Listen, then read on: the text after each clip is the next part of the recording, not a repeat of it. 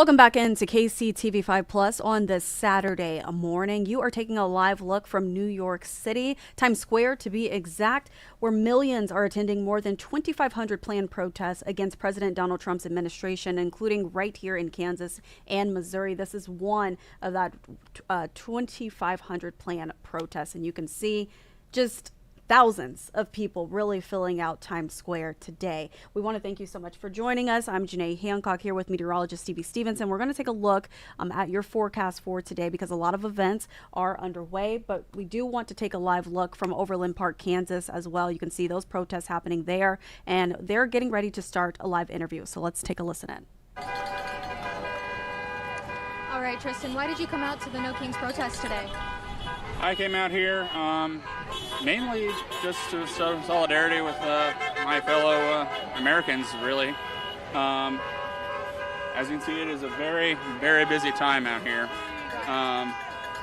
And I really just hope to express that how do you put that? That we're wanting this place to be a better America for now and for the future. So, do you think there will be anything that comes out of today's protest around the United States? I think that we're going to definitely show that we have a lot more support for the ending of ICE, the extent. How do we put that? The extension of Social Security, other benefits, just to avoid the tearing down of our pillars of support here in the country, honestly. All right, well, thank you so much for talking to me today, Tristan. Have a great rest of your day. Again, that's coming in from Overland Park, Kansas. We'll head back there and continue our coverage in just a moment. But we do want you to take a look at your screen. You can see all the planned protests in Kansas and Missouri completely laid out for you. You can also head over to our website, kctv5.com. Top story on our homepage. You can see the locations. You can also see the times. But you know what? This is not the only event happening right here in our area today. Taking a look at your screen once again, this graphic right here. The Garmin Marathon kicked off early this morning. The two major events are really impacting traffic today here with meteorologist Stevie Stevenson. And it's also, we have a first warn a little bit later on today. So tell us a little bit more about that and what people need to know. Yeah, there's a lot going on across the board. Weather speaking, we start to bring in a first warn later this afternoon and evening. That's not only for rain and thunderstorm chances though, but also a very gusty, breezy night ahead. In fact, wind gusts could get up to about 40 miles per hour or so, and that's just outside of the rain that we could find too. South of the area is already finding thunderstorms out there as we go throughout the next few hours. So some of those could start to track northeastward over the afternoon into lunchtime, eventually getting closer and closer to the metro by about 4 p.m. and then closer to 9 p.m. We'll try to wrap the majority of those up. Getting you a look at other details about that first warn in particular is that, as I mentioned, it's not just for rain and thunderstorm chances, but if you're not actively finding rain, it's also for very gusty winds in the evening. So if you want to wait out the rain as much as possible and head out late tonight, those gusty winds are still going to be in play for you and something that we will have to deal with. Janae mentioned the Garmin Marathon still getting out there, getting going. It happened and started hours ago at this point, but folks are still running. They have 6 hours to complete the race, and by that point, it's going to be pretty warm out there, alongside just plenty of humidity that we have in place. That humidity will eventually start to turn into a rain chance as we navigate the afternoon, and we'll try to kick out a lot of that humidity into the rest of your weekend, which will make Sunday feel really nice out there. For today, still in the 70s, not too bad, definitely better than what we had yesterday, but I want to get you right out to live radar where we could start to see some thunderstorms brewing to our south. Those are now starting to bump up against the southernmost border of Bates and Henry counties. We could see those really zooming in. Plenty of lightning, thunder, heavy rainfall too. While these are not severe thunderstorm warned at this time, we have seen others out of this same general area that have had severe thunderstorm warnings attached to them, mostly for that hail threat up to about an inch or so.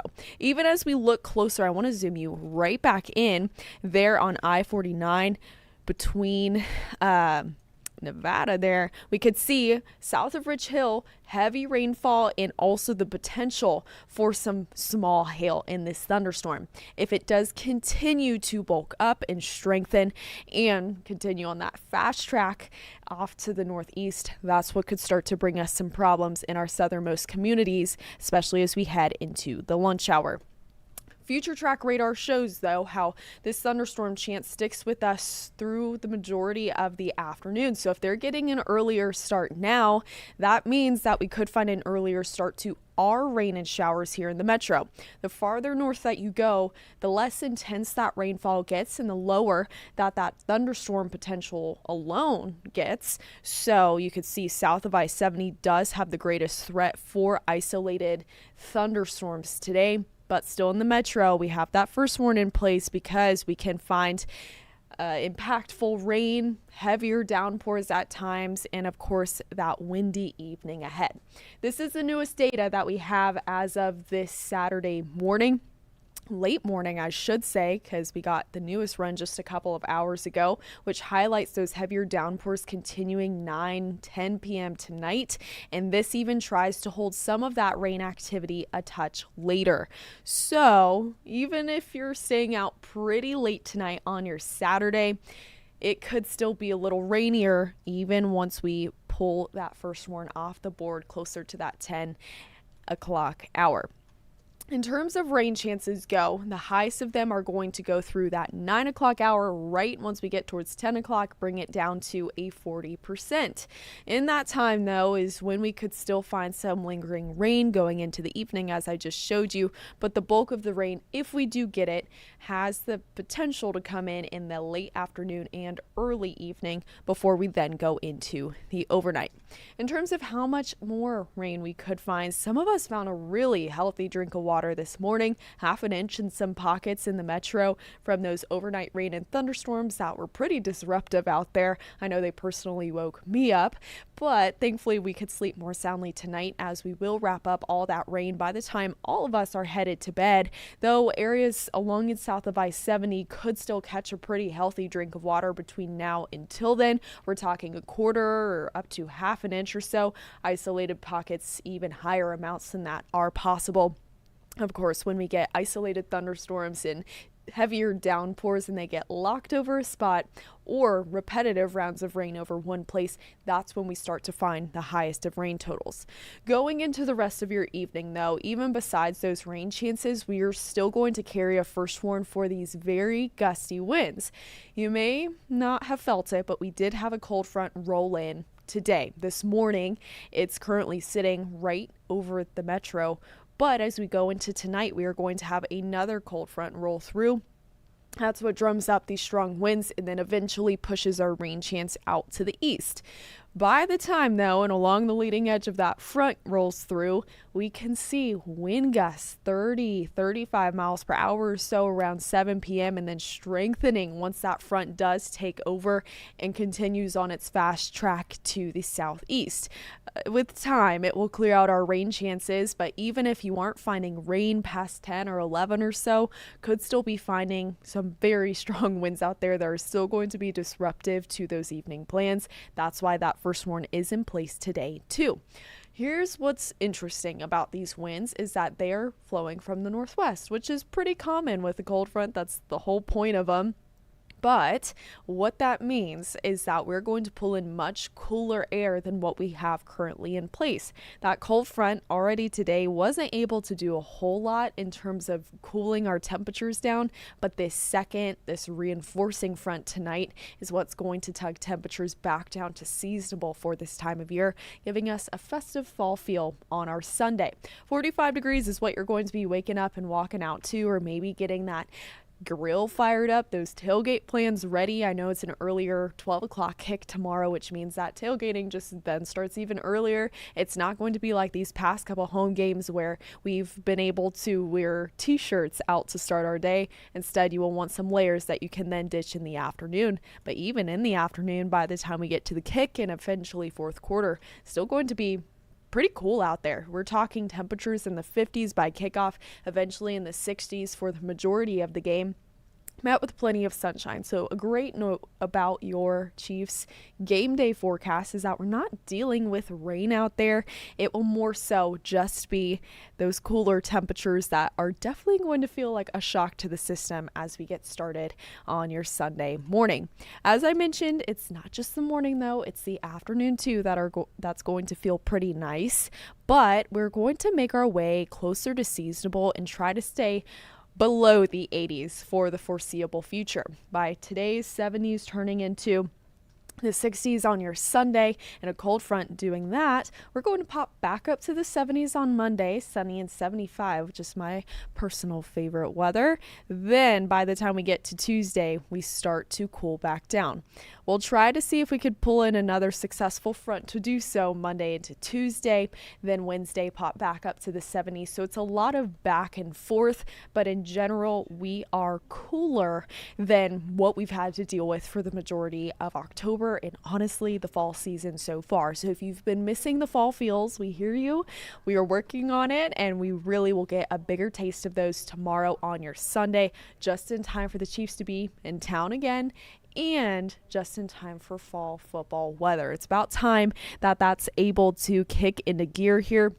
I want to get you a couple more looks at just some things I want to highlight before we send things back over to Janae. But first, your evening forecast today going to be one where we find lots of wind and a bit of rainfall too. We'll let that load out where we can see those 50% chances of rain eventually transitioning into 40%. As I mentioned, first we're going to go through the entire 9 o'clock hour before peeling off around 10 p.m.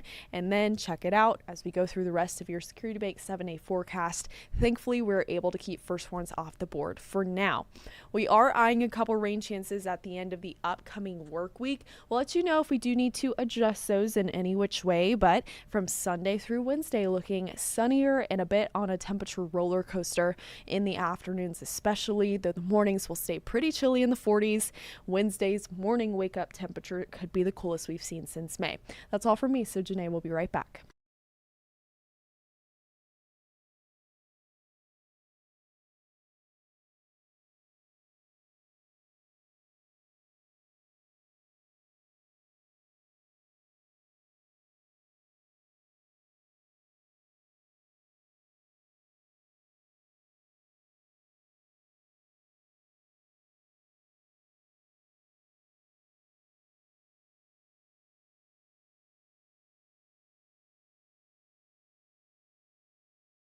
I do want to bring in Dr. Deborah Leiter, who is a political science professor with UMKC, and this is not our first conversation. Dr. Leiter, thank you so much for joining me on this Saturday. We don't typically talk now, but we definitely wanted to bring you in for this conversation. How are you doing today? Doing really well. The traffic out there between the marathon and the protest is definitely slowing everyone down this morning. Yeah, and that is definitely something that we will touch on later on. That's a good point there. The Garmin Marathon, as well as this protest happening both in Kansas and Missouri. I want to jump straight into it, Dr. Leiter. I know you're in your car right now, but I do appreciate you taking the time to chat with us. I want to take a look at this video right here on our screens. Now, today is kind of like deja vu. We saw a similar scene back in June, both in Kansas and Missouri again. And now the government, what's different today is it's at a standstill. So do you think that this is part of the reason why people are showing up today and they are protesting once again? You know, we've seen a lot of frustration been growing over the course of the current administration, and add to that the government shutdown, conversations around redistricting and gerrymandering. All of these things together are really causing a lot of people a lot of frustration and also concern. And protests give people an opportunity to both express that frustration and also find other people that also share their concerns and form community around it. So I think that we're seeing both that need to express a anger or frustration combined with a need to find other people who feel sort of similarly about the situation. And how do you think that these two protests back in June and now looking the month of October, how will this shape the conversation as we look ahead to a next election cycle? Everything seems to be thinking about the next election cycle right now. I think we all feel that way. Certainly, a big part of the government shutdown is a question about who is representing voters and whose attention matters the most for the upcoming elections. But I also think that while there's an important element of this shaping elections, there's a lot of people who just feel frustration right now and need to express that. From a perspective of the impact of this, though, certainly this is a sign for Republicans concerned about 2026 that is widespread discontent.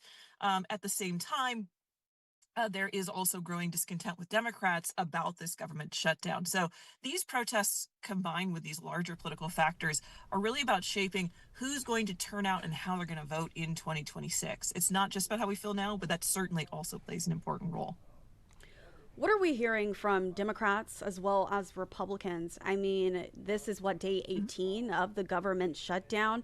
What are they saying about this? Do the Republicans maybe believe that the reason the government hasn't opened back up is because of Democrats wanting to have this No Kings rally? Or what exactly are we hearing here today, day 18? So it's been interesting to hear how both Republicans and Democrats in Congress have been discussing this. Democrats, for the most part, have been either supportive of it by directly participating. I know that Senator Schumer, for example, is saying he was going to participate in the protests. Others have expressed support, seeing this as generally voters expressing a general discontent and a support for the Democratic sort of push towards making sure that healthcare is negotiated before the budget is shut down.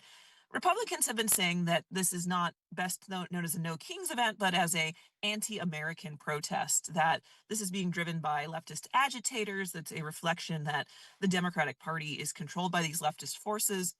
And so what we can already see is both parties really trying to shape the narrative around these protests because they're large enough to get attention and interest. And that is beyond everything else, one of the most important elements of protests.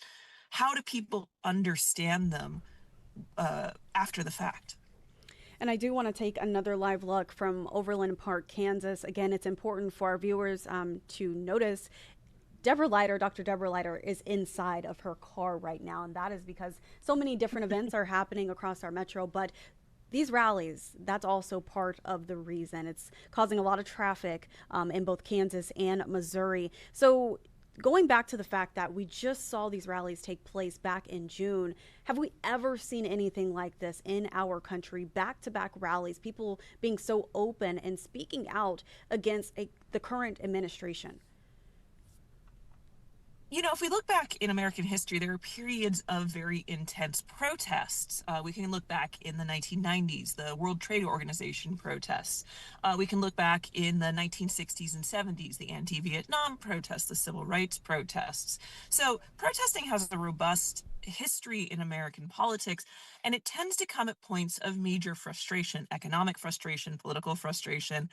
And it probably is worth noting that while we have been divided before in American politics, the sense of how divided we are has never been quite so salient. And I think that these protests are picking up those divides. They are similar to that sense of just inability to use standard political means to resolve these conflicts. And I think that that's one of the reasons we're seeing so many protests right now is it's not just a general frustration with government, but a declining trust in each other. And I think that's one of the reasons we really need to pay attention to these protests and counter protests to understand that there is a declining sense of trust in government, but also with each other in the American political context.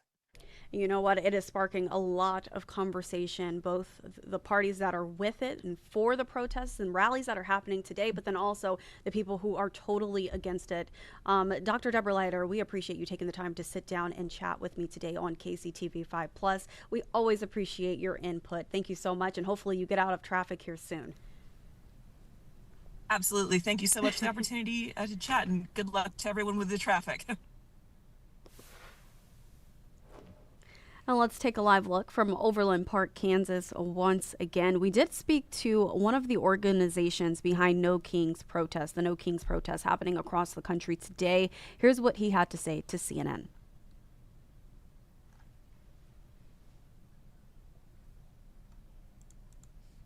These protests are about community, about people being with those in their community and communities all over the country, and in even cases, some international events.